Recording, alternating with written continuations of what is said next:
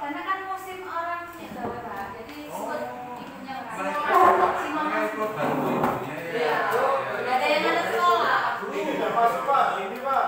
Ada yang keluar juga. Ada yang keluar. Ketua kelas, ketua kelas untung masih ada ketua kelas di sini ya. Iya. Dari ketua kelas, kalau begitu Pak Raffi minta kalian ketua kelas pimpin doanya. Yuk, silakan. Saya tulis lagi. Sebelum belajar berdoa dulu. Berdoa dimulai. Berdoa selesai. Baik. Minggu lalu kita sudah mempelajari materinya. Dan sekarang kita akan lebih mendalami tentang pattern recognition atau pengenalan pola. Ya, kemarin minggu lalu kan ada 4 ya yang sudah saya. Oh iya, maaf. Baik. Minggu lalu sudah ada 4 yang sudah kita pelajari. Sekarang kita lebih perdalam lagi di pattern recognition atau pengenalan pola. Nah, apa itu pola? Akan kita pelajari lebih dalam lagi. Siapa yang mengerti apa itu pola? Ada yang tahu? Kalau gitu contoh pola, membuat pola begitu. Siapa yang tahu? Pola batik misalnya. Nah, dari situ pola misalnya adalah contoh pola batik, pola buat kotak-kotak. Terus ada apa lagi? Pola gerak. Nah, jadi pola itu adalah struktur berulang atau keteraturan yang dapat diidentifikasi oleh manusia maupun mesin untuk memahami dan memproses informasi secara lebih efisien. Seperti yang kita lihat di bawah ini, keramiknya. Menurut kalian ada polanya tidak keramik lantai kita ini? Apa polanya? Persegi atau kotak-kotak. Kalau pola yang lain di kelas ini ada apa lagi? Bendera, ya. Polanya bendera, merah dan putih sama ya. Merah putih, merah putih, merah putih. Tidak ada yang merah-merah, putih-putih, tidak ada ya. Tapi semua ada polanya, merah putih, merah putih, merah putih. Apakah ada yang lain? Siapa yang tahu? Biasa itu Pak, merah putih, merah putih. Biasanya juga, biasanya yang ada di atas ini. Ada yang biasanya hampir bentuk seperti bunga juga ya, merah putih. Di situ juga merah putih. Di sana juga bentuknya sama, warnanya sama. Dan ada satu lagi, misalnya Jendela Pak. jendela. Ini 2 kotak satu, terus 2 kotak. Ya. satu. Polanya sama. Di sini ada 4 jendela dengan pola yang bawah itu berbentuk persegi panjang dan yang atas itu hampir persegi. Di sini juga, Iya. di sana juga, di sana juga. Tapi ada 2 jendela yang beda. Yang mana? Yang sebelah sana Iya. dan yang sebelah sini. Karena hanya 1 dan 1. Sementara yang lain 22, 22, 22. Dua saya, dua Tapi itu pola hitungnya 221, 221, 221. Ya. Untuk pola hitungnya 221, 221. Bagus. Berikutnya, mengapa sih pola itu penting dalam kehidupan sehari-hari? Misalnya di dalam kelas ini ada beberapa hal yang dibuat dalam berbentuk pola. Kenapa sih kok penting? Ada yang tahu?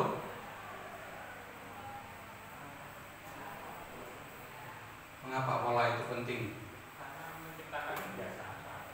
Menciptakan kebiasaan. Selain itu apa? Menarik Pak. Supaya Lebih menarik. lebih menarik, bentuknya lebih menarik. Ada lagi yang tahu mengapa sih lebih menarik? Atau mengapa kok bisa bentuknya itu berbeda begitu, ada polanya? Kita lihat ya, mengapa sih pola itu penting? Yang pertama, pola itu penting karena bisa membuat informasi lebih mudah dipahami dan lebih mudah kita ingat. Misalnya, ketika kalian ditanya, apa pola keramik di kelas kalian? Bahkan di rumah pun kalian bisa jawab. Bentuknya adalah pola persegi. Begitu juga dengan jendela yang tadi ya, 221, 221. Kalian juga sudah ingat. Kemudian ini hiasan bendera yang ada di atas. Warnanya merah putih, merah putih, merah putih. Itu polanya.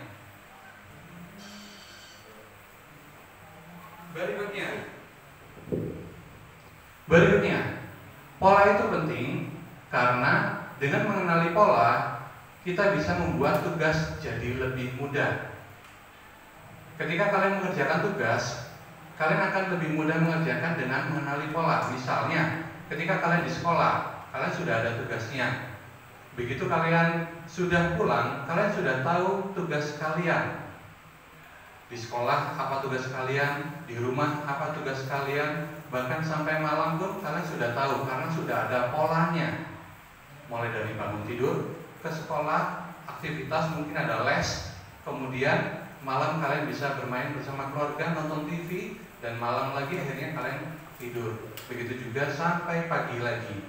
Itu adalah sebuah pola dalam kehidupan kalian.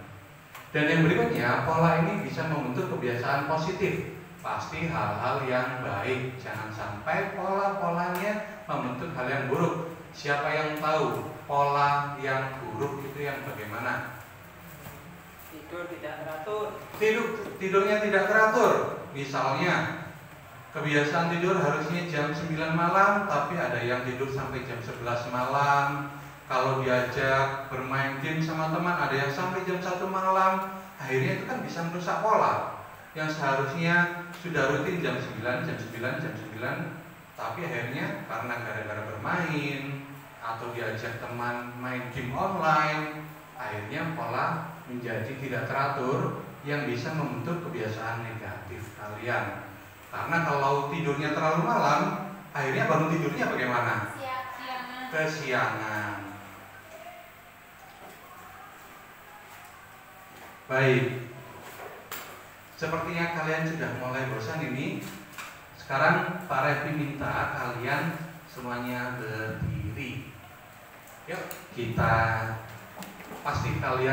berdiri semuanya. Kita sedikit menyanyikan lagu supaya kalian lebih fresh. Dari sini kita bisa lihat polanya kalian yang bagaimana ini. Ketua, ayo beri contoh yang baik ketua. Nah, Ketuanya males. kalian sudah tahu lagu bangun tidur? Loh, kok tidur lagi?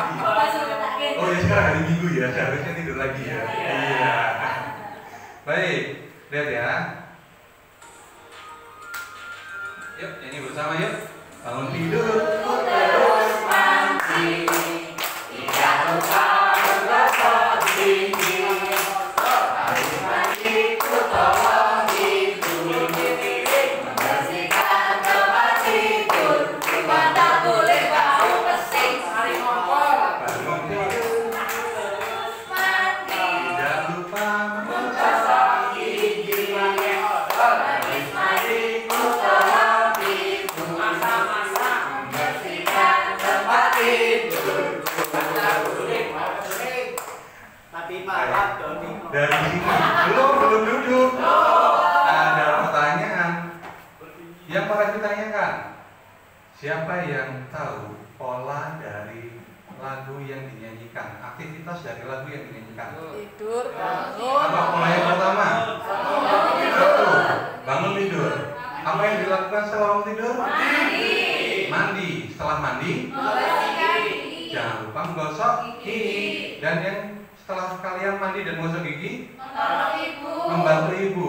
Dalam hal apa yang kalian bantu? Membersihkan tempat tidur. Membersihkan tempat tidur. Siapa yang tempat tidurnya masih dibersihkan oleh orang lain atau Pilih Go, Pak. Kesiangan terus. siapa yang membersihkan, selalu membersihkan tempat tidurnya sendiri? Bagus, kok cuma satu ini ya. Lain kali lebih rajin ya. Begitu bangun tidur, kalian sudah harus melakukan aktivitas tersebut. Baik, silakan duduk. Terima kasih Pak.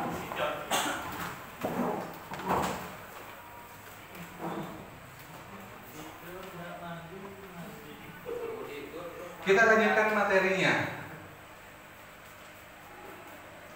Nah, dalam permainan tebak gambar ini, Pak Revi minta kalian untuk menebak setelah lingkaran merah, biru, merah, biru, merah, dan berikutnya apa jawabannya? Biru, lingkaran biru. Lingkaran biru, betul? Betul. Ya, lingkaran biru jawabannya.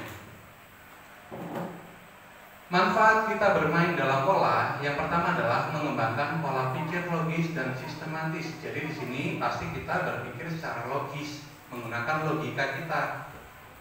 Tadi lingkaran merah, biru, berarti tidak mungkin kalau merah lagi, tetapi pasti menjadi lingkaran biru. Yang kedua, meningkatkan kemampuan memecahkan masalah atau problem solving. Pemecahan masalah tadi, jika ada pertanyaan yang diberikan tadi, kalian sudah langsung tahu jawabannya. Dan yang ketiga, menumbuhkan kreativitas dan eksplorasi ide. Jadi jika kalian punya ide, kalian bisa mengembangkan, menumbuhkan kreativitas kita dalam permainan pola. Dan yang keempat adalah meningkatkan keterlibatan dan antusiasme dalam kalian belajar. Kalian akan lebih semangat belajar dalam pembelajaran kali ini. Contoh pola dalam kehidupan sehari-hari. Yang pertama tadi ya, mulai dari bangun tidur. Bangun tidur, terus mandi, kemudian tidak lupa menggosok gigi, habis mandi ke tolong ibu untuk membersihkan tempat tidur. Itu yang pertama. Siapa yang bisa memberikan contoh pola dalam kehidupan sehari-hari selain kegiatan kalian mulai dari bangun tidur? Beribadah, Pak. Beribadah. Yang pertama yang harus dilakukan wudu. Kemudian jangan lupa ambil wudu ya. Kemudian yang kedua melakukan sholat.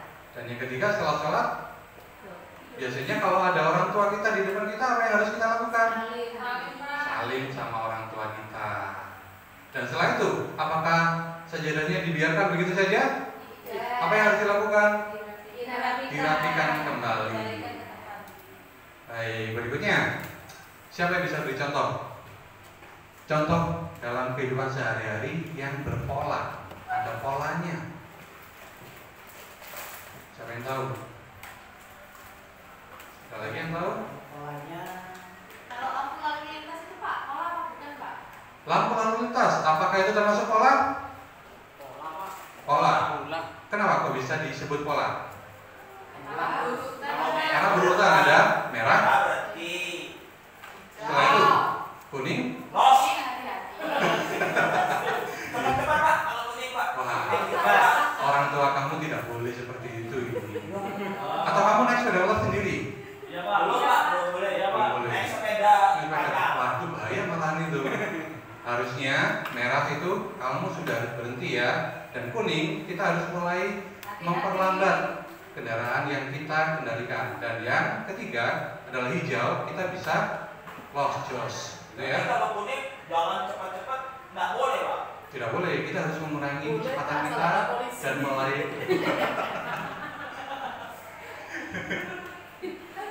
Ya, kalau kanan kiri tidak ada CCTV, tidak ada polisi, lanjut ya. Baik. Yang kedua, pola itu adalah pada cuaca atau musim. Di Indonesia kita mengenal ada dua musim, musim kemarau dan musim sama musim manggis lah. kalau itu musim buahnya ya.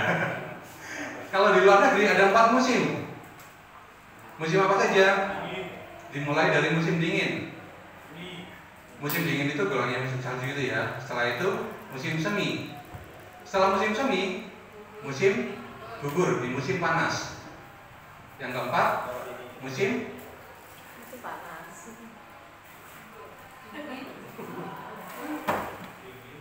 coba diulangi. Dingin. Akhirnya kan musim semi.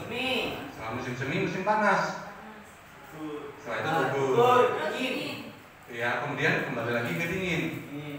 Dingin, semi, panas, gugur. Kayak sekarang Pak, pagi-pagi dingin berarti kita musim dingin ya Pak ya. Berbeda, di Indonesia itu hanya ada 2 musim, yaitu musim hujan dan musim kemarau. Yang ketiga, motif pada kain batik seperti yang kalian gunakan. Pasti ada motifnya ya. Kalian sekarang banyak yang menggunakan motif, itu ada motifnya. Ini motif pisang, banana. Dan yang keempat adalah pola lampu lalu lintas di jalan. Tadi yang seperti disebutkan ya, ada pola lampu lalu lintas di jalan, merah, kuning, hijau. Dan yang kelima adalah pola angka dan bilangan. Di pola angka dan bilangan ini kita ya seperti pelajari, ada angka 1, 2, 3 sampai banyak. Baik, kita lihat di sini ada kuis mengenai pola.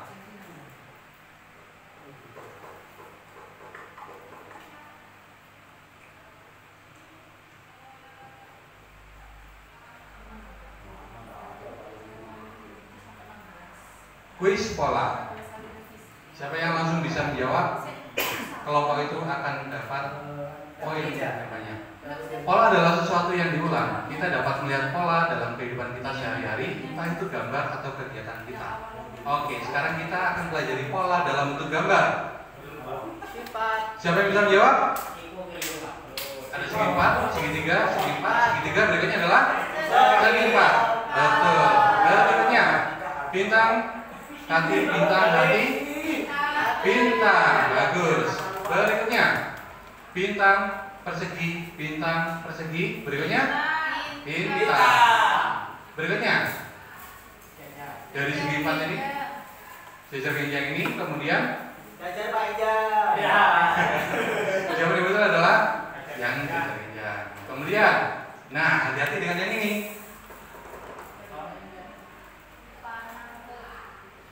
Panah kanan, panah bawah, panah kiri, panah atas. Berikutnya adalah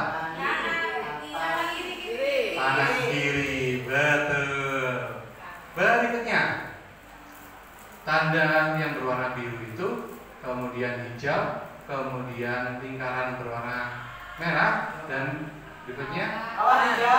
awan hijau. Betul. Baik, kalian memang pintar.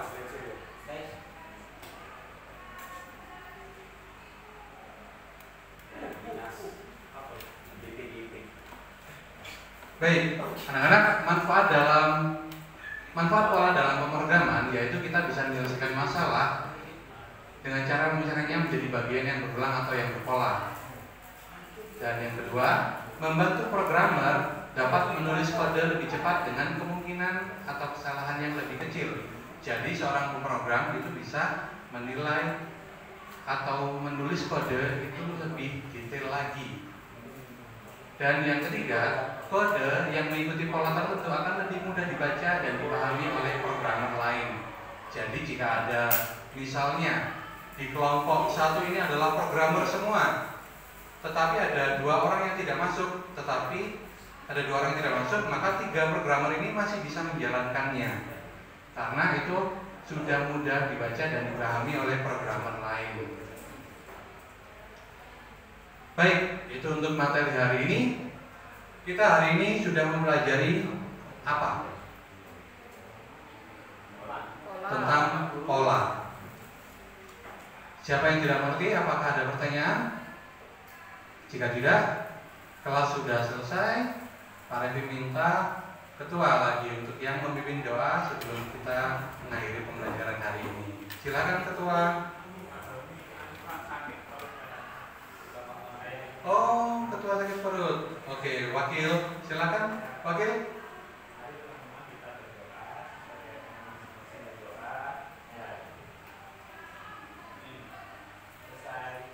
Selesai. Baik, sampai jumpa di minggu depan untuk pertemuan selanjutnya.